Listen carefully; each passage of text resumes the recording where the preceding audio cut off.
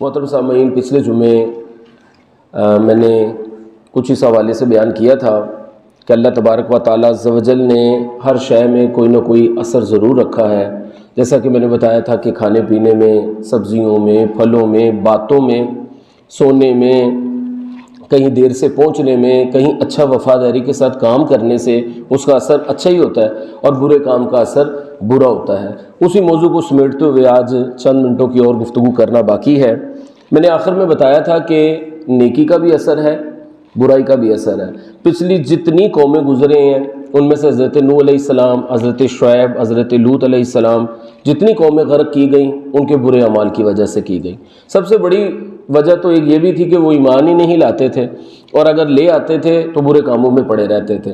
اچھا، کچھ قوموں کو اللہ پاک نے جب غرق کیا تو فرشتوں نے عرض کیا کہ یا اللہ اس میں نیک بندے بھی ہیں. اللہ پاک نے فرمایا ان کو بھی سزا دو، اس لیے کہ کبھی بھی وہ جب میری نافرمانی ہوتی دیکھتے تھے تو ان کے ماتھے پہ بل نہیں آتا تھا، یا ان کے دل میں کوئی ایسی بات نہیں آتی تھی کہ یہ کیوں ہو رہا ہے. ان کا یہ کہنا تھا یہ اپنی جگہ کرتے رہیں، ہم اپنی جگہ نیکی کرتے رہیں. تو اس سے یہ بھی پتہ چلتا ہے کہ جب ہم برائی ہوتی دیکھیں تو اس کو اپنی طاقت کے مطابق ہاتھ سے بھی روکیں اور زبان سے بھی منع کریں. آخری درجہ ہوتا ہے کہ جب کچھ بس نہ چل سکے تو پھر دل میں برا مانیں. تو اب جو ہاتھ سے منع کر سکتا ہے اس میں یقیناً وہی منع کر سکتا ہے جو حاکم ہو. جیسے والد ہے وہ منع کر سکتا ہے، استاد منع کر سکتا ہے، حکمران منع کر سکتے ہیں، جو بڑا ہے وہ منع کر سکتا ہے، کوئی سر استاد منع کر سکتا ہے. لیکن جو ہاتھ سے منع نہیں کر سکتے تو پھر دوسرا آ جاتا ہے کہ زبان سے منع کیا جائے، کہہ کے منع کیا جائے. اس میں سارے مسلمان کوشش کر سکتے ہیں، یہاں تک کہ حضور سید عالم صلی اللہ علیہ وسلم کا ارشاد گرامی ہے بلغوا انی ولو آیا، میری طرف سے پہنچا دو اگرچہ تمہارے پاس ایک آیت ہی کیوں نہ ہو. یعنی ایک حدیث پاک بھی پتہ ہے، اگر ایک آیت بھی پتہ ہے وہ آگے ضرور کسی کو بتائیں، کسی کو گناہ سے ضرور منع کریں، نیکی کی دعوت ضرور دیں. ہاں، یہاں پر یہ بات ضرور ہے کہ وہ آیت یا وہ حدیث یا اس کا ترجمہ صحیح آپ کو پتہ ہونا چاہیے. یہاں پر آپ کو سارا دن میں بڑے لوگ اس طرح کے بھی ملیں گے جو آپ کو کہیں گے جی بیٹھے بیٹھے پاؤں نہیں ہلانے چاہیے، جی نبی پاک صلی اللہ علیہ وسلم نے منع فرمایا، حالانکہ کوئی ایسی حدیث پاک ہی نہیں. تو اس طرح کی باتیں نہیں کہ اپنے پاس سے جون سی مرضی بات کو کہہ دیا جائے کہ حضرت علی کرم اللہ وجہ الکریم کا قول ہے، حضور غوث پاک کا قول ہے، یا نبی پاک صلی اللہ علیہ وسلم فرماتے ہیں. یہ بھی دھیان رکھنا، ذرا غلط بات نہیں آگے رپیٹ کرنے. تو نیکی میں اپنے آپ کو مصروف رکھنا، گناہ سے اپنے آپ کو باز رکھنا، اس حوالے سے میں نے گفتگو کی تھی. اس کے برعکس جب ہم دیکھتے ہیں تو ہمیں ارد گرد یہ ماحول بڑا نظر آتا ہے کہ جی ہر بندہ کہہ رہا ہے کہ مطلب کماؤ، کھاؤ، جان بناؤ، جمع کرو. اور پچھلے ہی دنوں میں ہمارے ملک پاکستان کے اندر آپ سب کے تقریباً علم میں ہے کہ یہ مسئلہ ہو گیا سانحہ مری والا، کہ مسلمان وہاں پر گئے تو سیر سپاٹے کے لیے تھے، گھومنے پھرنے گئے تو وہ مناظر دیکھنے تھے، لیکن وہ بیچارے خود منظر بن کے رہ گئے. دعا ہے اللہ تعالیٰ سے کہ جو ان میں سے مسلمان تھے اللہ پاک ان کی بخشش فرمائے، مغفرت فرمائے. جو وہاں پر ابھی بھی خدا نخواستہ پھنسے اللہ تعالیٰ ان کو بھی رہائی عطا فرمائے. تو یہ بھی ساتھ میں سمجھانا چاہ رہا ہوں کہ ہر دفعہ اس طرح نہیں ہوتا کہ بندہ جو سوچے بالکل ویسے ہی ہو جائے. ہم عام طور پہ جب دولت کماتے ہیں، پیسہ کماتے ہیں، تو اس سے دو چار چیزوں پہ لگانے کا ہمارا ذہن ہوتا ہے. جیسے جس کا گھر نہیں ہے وہ کہتا ہے یار اپنا گھر تو بنا ہی لینا بندہ. اچھا، شادی نہیں ہے وہ کہتا ہے جی پسند کی یا اچھی جگہ میری شادی ہو جائے.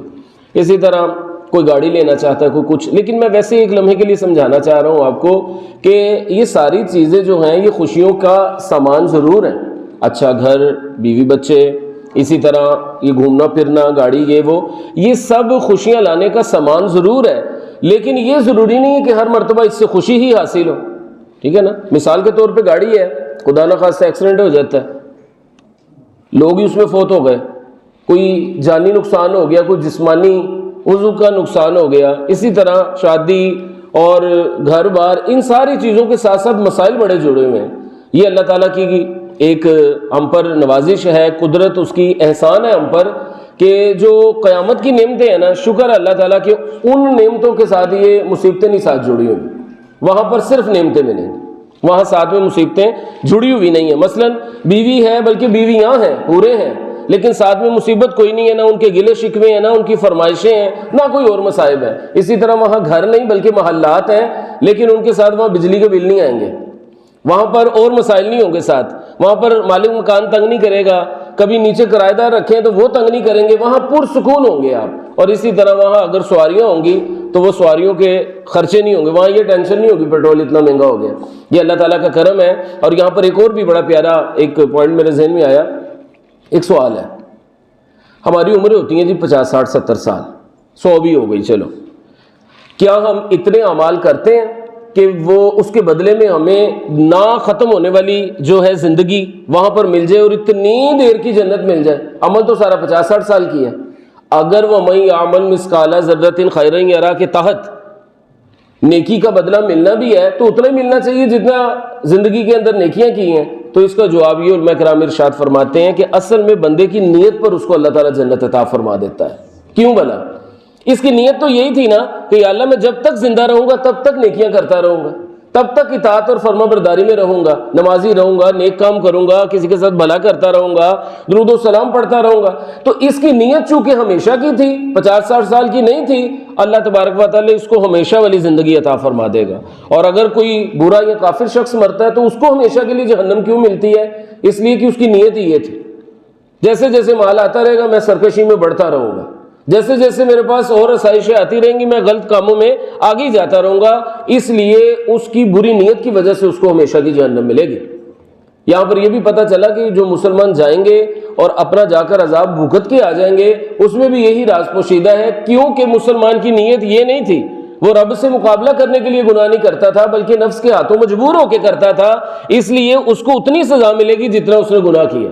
یہ بھی اللہ کی رحمت نہیں ہے تو اور کیا ہے؟ ورنہ اگر یہ اصول بنا دے کہ فرما برداری کرنے کے اوپر میں ہمیشہ کے لیے جنت دیتا ہوں تو جو فرما برداری نہیں کرے گا اب ہمیشہ کے لیے جہنم میں بھی رہے گا، تو ہم کہاں جاتے؟ نہ ملتا توبہ کا گھر سہارا تو ہم کدھر جاتے، نہ ہوتا کملی والا گھر ہمارا تو ہم کدھر جاتے. تو یہ اللہ پاک کا کتنا کرم ہے. اور اس کے علاوہ بھی رب کائنات کی بارگاہ کا اصول یہی ہے جو کہ ہمارے لیے ایک بڑی مبارکباد ہے کہ جب کوئی فرشتہ اللہ عز و جل کی بارگاہ میں عرض کرتا ہے مولا اس نے گناہ کا ارادہ کیا ہے، تو اللہ تعالیٰ فرماتا ہے تب تک نہ لکھنا جب تک یہ گناہ کر نہ لے، ابھی بس ارادہ اس کا رہنے دے، ہو سکتا ہے میرا بندہ نہ کرے، توبہ کی طرف مائل ہو جائے، اسے میرا خوف اس پہ غالب ہو جائے، یہ باز آ جائے، یہ رک جائے. اور جو نیکی کا ارادہ ہی کرتا ہے اللہ تعالیٰ فرماتا ہے اس کو لکھ لو. فرشتے عرض کرتے ہیں اللہ ابھی کیا نہیں شاید یہ نہ کرے، فرمایا اس نے نیت تو کر لی ہے نا اچھا کام کرنے کی، بس تم لکھ دو. اور جب وہ بندہ نیک کام کر لیتا ہے تو اس کے اوپر پھر اتنا ہی ثواب نہیں دیتا ایک کے برابر بلکہ بڑھا چڑھا کر ثواب دیتا. اور سرکار نے فرمایا سب سے بڑا جو اجر ہے جو اللہ تعالیٰ نے خود بھی نہیں بتایا وہ روزہ رکھنا ہے. فرمایا کہ اللہ تعالیٰ نے ارشاد فرمایا روزہ میرے لیے میں خود ہی اس کا اجر دے دوں گا بروز قیامت، اس میں فرشتے بھی حائل نہ ہو کہ کتنا ثواب دینا. ایک بندہ اپنا پیٹ کاٹتا ہے بھوک میرے لیے برداشت کرتا ہے تو بس اس کو کتنا ثواب دینا ہے یہ میں جانوں اور میرا بندہ جانے. تو بہرحال جی زندگی نیکیوں میں گزاری ہے اور اس کے اثرات زندگی پر کیا آئیں گے وہ بتانے کی حاجت ہی نہیں ہے. سب سے بڑی بات میں نے پچھلی مرتبہ بھی بتائی، سکون قلب اللہ تعالیٰ عطا فرماتا ہے. ہر حالت میں جو نعمتیں میسر ہیں اس پر بندہ شکر گزار ہو جاتا ہے. اور ویسے اصول بھی یہی ہونا چاہیے. ہم کہتے ہیں کہ اللہ اور دے دے اور دے دے اور دے دے، بزرگ فرماتے ہیں اور لینے کا اصول یہ ہے کہ پہلے جو موجود ہے اس پہ اللہ تعالیٰ کا شکریہ تو ادا کر لو. ان الانسان لربہ لکنود، اللہ پاک نے قرآن پاک میں انسانی صفت بتائی کہ یہ بڑا ہی ناشکر ہے. ایک نعمت دے دو دوسری کے چکر میں، دوسری دے دو تیسری کے. اور خود حضور صلی اللہ علیہ وسلم نے بھی اس کی طرف کھل کر ارشاد فرمایا کہ آدمی کی حالت یہ ہے انسان کی کہ اگر اس کو 2 سونے کی وادیاں دے دی جائے نا اور ابھی تیسری باقی ہو، اسے کہا جائے اس سے تیرا گزارا ہو جائے گا، تو یہ یہی کہے گا کہ یا اللہ وہ تیسرے والی بھی مجھے دے دے. یعنی طبیعت کے اندر انسان کے لالچ رکھا گیا، لیکن اس لالچ کو جیتے جی دور کریں اور لالچ ضرور بڑھائیں. وہ لالچ ہونا چاہیے نیکیوں کا لالچ. حضور صلی اللہ علیہ وسلم کا خود ارشاد ہے کہ مومن جو ہے وہ نیکیوں کا حریص ہوتا ہے. حریص لالچی کو کہتے ہیں. ویسے لالچ کرنا بری بلا ہے، بری بات ہے، لیکن نیکی کے معاملے میں کیا فرمایا؟ مومن نیکیوں کا حریص ہوتا ہے. جو مسلمان ہوتا ہے وہ حریص ہوتا ضرور ہے لیکن نیکیوں کا ہوتا ہے. ہمارے جو اکابرین تھے وہ اس کے بڑے حریص تھے. جناب صدیق اکبر رضی اللہ تعالیٰ عنہ کا مہینہ چل رہا ہے، اتفاق کی بات ہے، اگلے جمعے انشاءاللہ ان کے حوالے سے بیان کروں گا. 22 جمادی الثانی کو حضرت ابو بکر صدیق رضی اللہ تعالیٰ عنہ کا مطلب یوم وصال بنتا ہے 22 جمادی الثانی. تو آپ مدینہ پاک میں ایک بوڑھی عورت کی خدمت کیا کرتے تھے اور خدمت بھی اس طرح کرتے کہ وہ نابینا ہو چکی تھی، اپنی عمر کے حساب سے ان کو نظر نہیں آتا تھا. ان کے گھر جاتے، وہاں جھاڑو دیتے، وہاں کا سارا کام کاج کر کے ان کا روٹی وغیرہ آگے رکھ کے پھر وہاں سے نکلتے. اور ایک مرتبہ کیا ہوا کہ سیدنا صدیق اکبر رضی اللہ تعالیٰ عنہ جب وصال پا جاتے ہیں تو عمر فاروق رضی اللہ تعالیٰ عنہ کے علم میں تھی یہ بات کہ یہ اس طرح کسی کی خدمت کرنے جاتے ہیں. تو انہوں نے کہا کہ وہ بوڑھی اماں کو نہ ہی محسوس ہو، اگلے دن خود پہنچ گئے، اور جب وہاں جا کر ان کے منہ میں لقمہ ڈالا نا تو اماں جان نے ہاتھ پکڑ کے کہا کہ ابو بکر فوت ہو گئے. کہا ماں جی ویسے تو آپ کو نظر نہیں آتا، حالت یہ ہے کہ آپ اپنا کام خود نہیں کر سکتی، آپ کو یہ کیسے پتہ چل گیا کہ جناب صدیق اکبر دنیا سے پردہ فرما گئے؟ فرمایا وہ ایک ہی آتا تھا اور اس کی پہچان مجھے یوں تھی، میرے منہ میں دانت نہیں ہے، وہ چبا کر بھی دیتا تھا ساتھ. تم نے تو خالی نوالا منہ میں رکھ دیا نا، میں کیسے چباؤں، منہ میں دانت ہی نہیں ہے بیٹا. ان کی ذرا نوازی یہ تھی میرے اوپر کہ وہ پہلے لقمے کو چباتے تھے، نرم کرتے تھے، پھر میرے منہ میں ڈالتے تھے. تو پتہ چل گیا کہ ابو بکر چلے گئے. اللہ تعالیٰ ان کی مغفرت فرمائے. یہ ان بڑھیا جو بی بی تھی مدینہ پاک کی، انہوں نے دعا دی. آپ دیکھیں اس طرح کے بھی ہمارے کابرین گزرے ہیں. اور یہ بھی آپ کو پتہ ہونا چاہیے کہ جب سیدنا صدیق اکبر رضی اللہ تعالیٰ عنہ کا وصال ہوا ہے تو وہ عام حالت میں نہیں ہوا، اس حالت میں ہوا ہے کہ وہ مسلمانوں کے پہلے خلیفہ تھے. اس وقت خلیفہ وقت یعنی یوں لگا لیجیے جیسے وزیر اعظم ہو، تو کسی بوڑھی عورت کا خیال کرے، اور وہاں اتنا ٹائم ہے ہی کہاں. میں بتانا چاہ رہا ہوں وزیر اعظم کے پاس بات سننے کا نہیں وقت نہیں اب تو آج کل، لیکن ان کے پاس دیکھیے کتنا وقت ہے کہ وہ کہہ رہے ہیں دنیا تو سوارنی ہے، ساتھ آخرت بھی سوارنی ہے. ربنا آتنا فی الدنیا حسنۃ وفی الآخرۃ حسنۃ وقنا عذاب النار. دنیا میں رہتے ہوئے آخرت کی بھی ساتھ تیاری کرنی. سبحان اللہ. تو یہ ہمارے اکابرین تھے. کاش اس طرح کا جذبہ ہمیں بھی مل جائے. تو میں یہ بتا رہا تھا کہ ہر چیز کو ہم نے وہ رکھا ہوا ہے اس کے اوپر کہ دولت آ جائے دولت آ جائے. تو کسی بزرگ کا قول پڑھا جو کہ بہت اچھا لگا. وہ یہ تھا، فرماتے ہیں کہ دولت سے تم دوا تو خرید سکتے ہو لیکن شفا نہیں خرید سکتے. دولت سے تمہیں شہرت مل جائے گی لیکن عزت نہیں تم خرید سکتے. ضروری نہیں کہ شہرت بھی ہو ساتھ عزت بھی ہو. فرمایا دولت سے تم دوست تو ضرور خرید لو گے لیکن وفا بھی ملے ساتھ یہ ضروری نہیں. دولت سے اینک مل جائے گی لیکن نظر نہیں ملے گی. اسی طرح فرمایا دولت سے کتابیں حاصل کر سکتے ہو مگر علم نہیں حاصل کر سکتے. دولت سے زیورات تو حاصل کیے جا سکتے ہیں لیکن حسن نہیں حاصل کیا جا سکتا.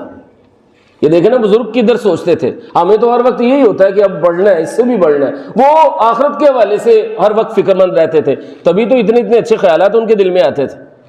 وہ فرماتے ہیں دولت سے گرم بستر مل جائے گا لیکن میٹھی نیند بھی ساتھ ملے یہ ضروری نہیں ہے. جسمانی راحت مل سکتی ہے تمہیں مگر روحانی راحت بھی ساتھ ملے یہ ضروری نہیں ہے. روحانی راحت کے لیے وہی ایک سکون والی بات تھی جو پچھلے جمعے بھی عرض کی کہ الا بذکر اللہ تطمئن القلوب. اللہ پاک کی جو یاد ہے اس کے اندر ہی دلوں کا چین. اور اللہ پاک کی یاد اور رسول اللہ کی یاد یہ ایک ہی بات ہے، اس کو کوئی الگ نہ لے. کوئی درود پڑھتا ہے وہ اللہ کی یاد میں، ٹھیک ہے. کوئی سیرت کی کتاب پڑھ رہا ہے وہ رب کی یاد ہی میں. اللہ رسول دونوں کا ذکر جو ہے وہ ایک ہی بات ہے. تو اس لیے نہ دولت سے نہ دنیا سے نہ گھر آباد کرنے سے تسلی دل کو ملتی ہے خدا کو یاد کرنے سے. تو اس لیے اللہ عز و جل کی یادوں میں بھی گم رہنا چاہیے. آپ دنیا کا جو مرضی بنائیں ضرور بنائیں لیکن یہ اصول یاد رکھیے گا کہ اس دنیا کے بنانے میں لقمہ حرام کو نہ ساتھ شامل کیجیے گا، ورنہ یہاں تو ریل پیل ہو سکتی ہے لیکن آگے کا نقصان ہے. نبی پاک صلی اللہ علیہ وسلم نے ارشاد فرمایا جو شخص مال حرام کماتا ہے اگر وہ اس کو خرچ کرتا ہے اللہ تعالیٰ اس کے لیے اس میں کوئی برکت نہیں رکھتا. اب خرچ ہوتے جائیں گے اور پتہ بھی نہیں چلے گا یہ ختم بھی ہو گئے 10,000، یہ پتہ بھی نہیں چلا یہ کیا ہوا. لاکھوں ختم ہو جائیں گے لیکن اس میں برکت نہیں ہوگی. فرمایا دوسری بات اگر وہ اس سے اللہ کی راہ میں دیتا ہے صدقہ کرتا ہے اللہ پاک قبول ہی نہیں فرمائے گا، اس لیے کہ اللہ خود پاک ہے اور پاک مال کو قبول فرماتا ہے. یہ اس کی بارگاہ کا اصول ہے. اور آخری بات سرکار نے فرمایا اگر گھر والوں کے لیے چھوڑ کر مر جائے گا، کھائیں گے گھر والے لیکن عذاب میں گرفتار کون ہوگا؟ یہ حرام کمانے والے.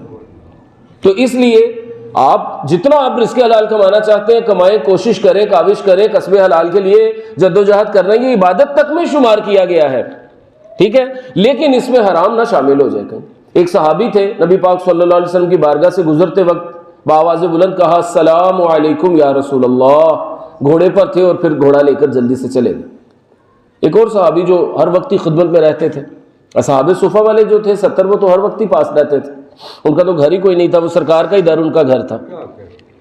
خوش نصیب تھے جی، تیرے ٹکڑوں پہ پلے ہیں، وہ تو خوش نصیب تھے. ادھر سے کچھ بچتا تو آ جاتا تھا، حضور برکت کی دعا کرتے سب کے لیے پورا ہو جاتا تھا.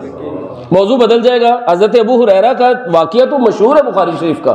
کہتے ہیں ایک مرتبہ بڑی سخت بھوک اور پیاس دونوں کا عالم تھا. ایک دودھ کا پیالہ آ گیا. نبی پاک صلی اللہ علیہ وسلم نے ارشاد فرمایا ابو ہریرہ ادھر آؤ.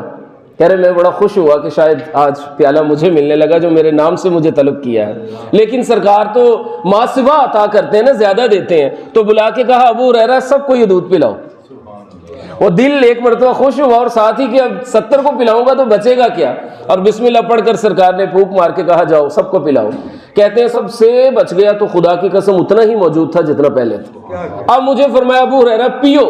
اب حضرت ابو ہریرہ فرماتے ہیں کہ جی میں نے پینا شروع کیا, پی کے میں نے کہا یا رسول اللہ میں نے پی لیا. فرمایا اور پیو. پھر پیا. فرمایا اور پیو. میں نے کہا یا رسول اللہ اب تو بس ہو گیا, پیا بھی نہیں جا رہا. فرمایا بس ٹھیک ہے. تو یہ حضرت ابو ہریرہ نے خود دیکھا کہ ایک دودھ کا پیالہ 70 لوگوں نے پیا تھا. اعلیٰ حضرت رحمۃ اللہ تعالیٰ علیہ نے ہدایت بخشش شریف میں نعتیہ جو ان کی کتاب ہے اس میں فرماتے ہیں, ان سے سوال کرتے ہیں کیوں جناب ابو ہریرہ, کیوں جناب ابو ہریرہ کیسا تھا وہ جامع شیر. ان سے سوالیہ انداز میں نعت کے اندر فرما رہے ہیں کہ حضرت ابو ہریرہ وہ دودھ کیسا تھا بھلا بتاؤ تو. کیوں جناب ابو ہریرہ کیسا تھا وہ جامع شیر جن سے 70 صاحبوں کا دودھ سے منہ بھر گئے.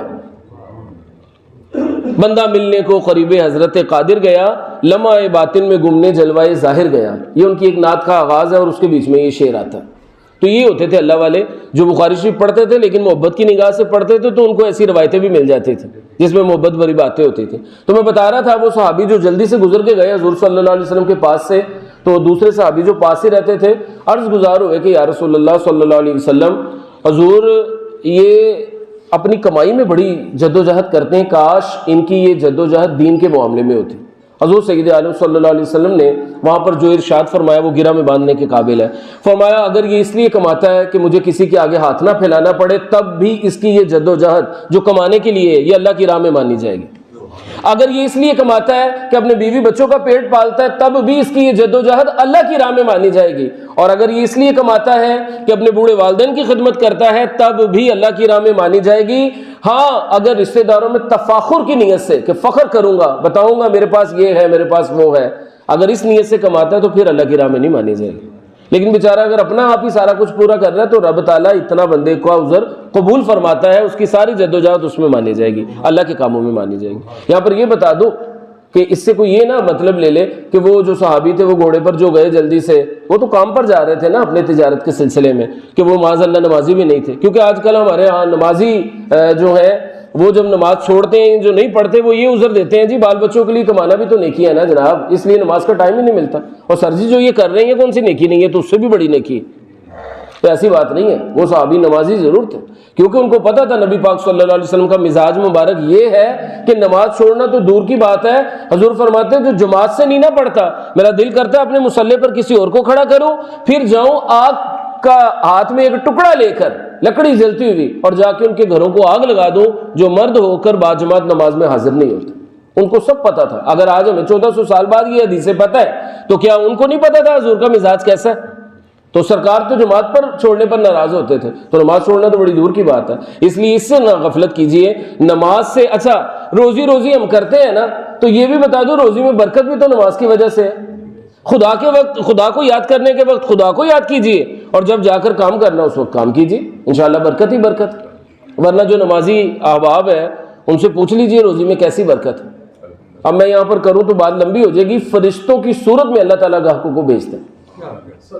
بزرگوں کے کئی واقعات ہیں, اور یہ بھی ہمارا ہی ذہن ہے کہ صبح 8 بجے کھولی رات 10 بجے ہی بند کرنی ہے. پرانے بزرگوں کا یہ ذہن نہیں تھا. آخر میں ایک واقعہ بتا کے بات کو ختم کروں. ہمارے بزرگ گزرے ہیں, کپڑے کا ان کا کام تھا, اور انداز یہ تھا کہ گٹھڑی وہ اٹھا کر کندھے پہ ڈالی اور چلے گئے گلیوں میں کپڑا بیچنے کے لیے, اور آواز لگائی اور لوگ آ کر لیتے تھے. ایک مرتبہ صبح ہی کچھ سوٹ بکے, کپڑا بکا, تو آپ نے وہ گٹھڑی اٹھائی اور واپسی کو چل پڑے. کسی نے کہا آگے کو جائیں گے پیچھے کو جا رہے ہیں آپ؟ فرمایا بس جتنے سارا دن میں حاصل کرنے ہوتے ہیں نا آج رب نے صبح ہی دے دیے اتنے, اب کیا کرنا ہے کام پہ جا کے؟ جتنے چاہیے تھے آج کا رزق اللہ نے آج دے دیا, اب جا کے اللہ کریں گے. اگر نہ ملتا تو جب تک اتنے نہ ملتے, کیونکہ یہ میں نے ایک مقدار بنائی ہے جس میں آج کا پکے گا.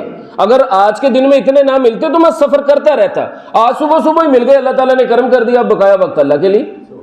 انہوں نے کہا جی یہ کیا بات ہوئی، اب تھوڑے زیادہ کمائیں. فرمایا پھر تمہیں توکل نہیں ہے. اگر توکل سیکھنا ہے نا، اللہ پر بھروسہ، تو انہوں نے فرمایا مرغی سے سیکھو. وہ پانی کا گھونٹ بھرنے کے بعد اپنا پاؤں مار کے بقایا پانی کا پیالہ گرا دیتی ہے. وہ کہتی ہے جس رب نے اب دیا تھا وہ اگلے وقت میں پھر دے دے گا. اللہ اکبر. آپ تو اب اس طرح کا واقعہ سن کے ہنسی آئے گی نا، ہم کہیں گے یار یہ کس طرح ہو سکتا ہے. صبح صبح میں دکان پر جاؤں اور دکان پر جناب 11 بجے تک پیسے پورے ہو جائیں آج والے جو دل میں سوچے ہیں، تو میں پاگل ہوں 11 بجے دکان بند کر کے گھر آ جاؤں. میں تو کماؤں گا رات 10 بجے تک اور خوش ہوں گا کہ آج تو جناب پورے ہفتے جتنے پیسے لے کر آیا ہوں گھر. بہرحال خیر یہ کوئی ناجائز نہیں ہے بات، یہی میں نے بزرگوں کا آپ کو بتایا. اور جب ہم اپنے بزرگوں کی سیرت میں جھانکتے ہیں، دیکھتے ہیں، پھر ادھر سے اچھے واقعات ملتے ہیں تو دل پر اثر انداز ہوتے ہیں. ٹھیک ہے نا جی. حضرت مولانا روم رحمۃ اللہ تعالیٰ علیہ، ان کے جو واقعات ہیں وہ بڑے پسندیدہ میں اپنے نزدیک واقعات مجھے لگتے ہیں. وہ دنیاوی مثال سے سمجھاتے ہیں. وہ فرماتے ہیں کہ ایک مرتبہ کہانی وہ بناتے ہیں لیکن اس سے کچھ سمجھاتے ہیں. وہ فرماتے ہیں کہ ایک مرتبہ ایک شیر تھا، اس کا 9 مولود بچہ، چھوٹا سا بچہ، وہ کھیلنے کودنے کے لیے نکلا باہر اور جا کر وہ بکریوں کے ریوڑ میں پہنچ گیا. پہلے تو بکریاں اس کو دیکھ کے ڈریں، لیکن اس کا سائز چھوٹا دیکھتے ہوئے اور اس کا بھول پنا دیکھتے ہوئے بھی مانوس ہو گئی اور انہوں نے مل کر آپس میں کھیلنا شروع کر دی. فرماتے دن گزرتے گئے، وہ انہی کی صحبت میں رہ کے شیر نے بھی میں کرنے کی کوشش کرنی شروع کر دی. اب وہ بھی انہی کی طرح گھاس پہ منہ مارتا، جتنی کھائی جاتی کھا لیتا. وہ صبح و شام ان کے گزرنے لگ گئے. اب ادھر شیر اور شیرنی بھی ڈھونڈتے رہے اپنے بچے کو. اتفاق کی بات مختصر کر کے بتاتا ہوں کہ ایک دن ان کی نظر پڑ گئی کہ ان کا شیر جو ہے بچہ، وہ جناب جا کے بکریوں کے ریوڑ میں کھیل کود کر رہا ہے. شیر پہنچا وہاں، بکریاں تو دیکھ کے بھاگ گئیں اس کو، اور اس نے اپنے بچے کو پکڑا اور کہا کہ چلو میرے ساتھ گھر. وہ کہانی بناتے ہیں نا. وہ فرماتے ہیں کہ وہ شیر کا بچہ آگے سے کہتا ہے کہ میں نے نہیں آپ کے ساتھ جانا، آپ کون ہو؟ میں تو ان کا بہن بھائی ہوں، میں تو ان کے ساتھ کھیلوں گا. اس نے کہا آگے چل. تو کان سے کھینچا اور اس کو لا کر تالاب کے کنارے کھڑا کیا اور اندر اس کو کہا کہ جھانک کر دیکھ ذرا تو کون ہے؟ تو بکری ہے؟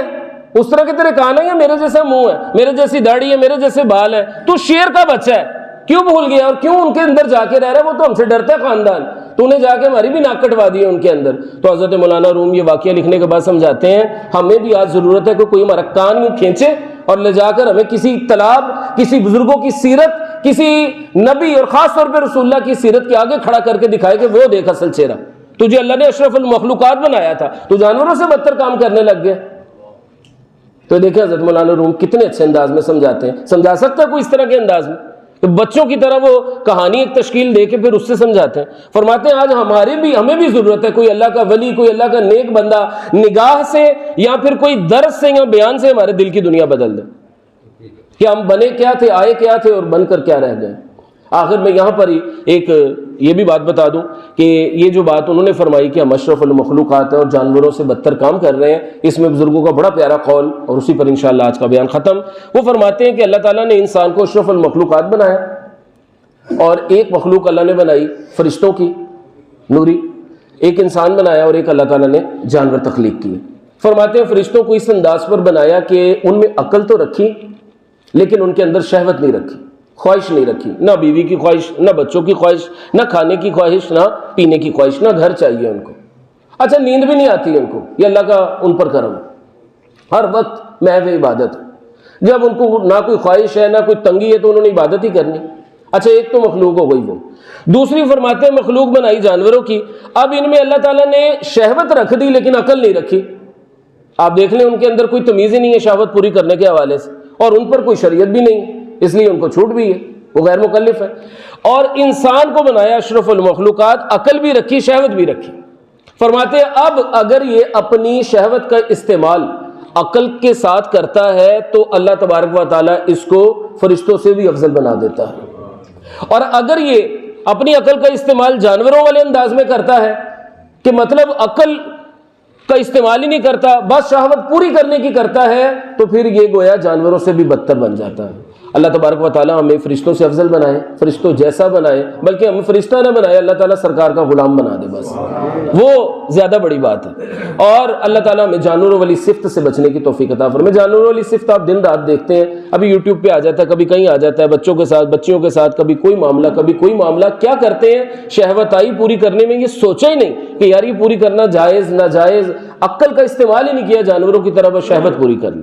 تو اللہ تبارک و تعالیٰ ہمیں جانوروں والی صفت سے بچائے، اور اللہ پاک ہمیں انسانی جو ہے جس پر اللہ نے ہمیں اشرف المخلوقات بنایا ہے وہ چیز اپنانے کی توفیق عطا فرمائے. آمین برحمتک یا ارحم الراحمین.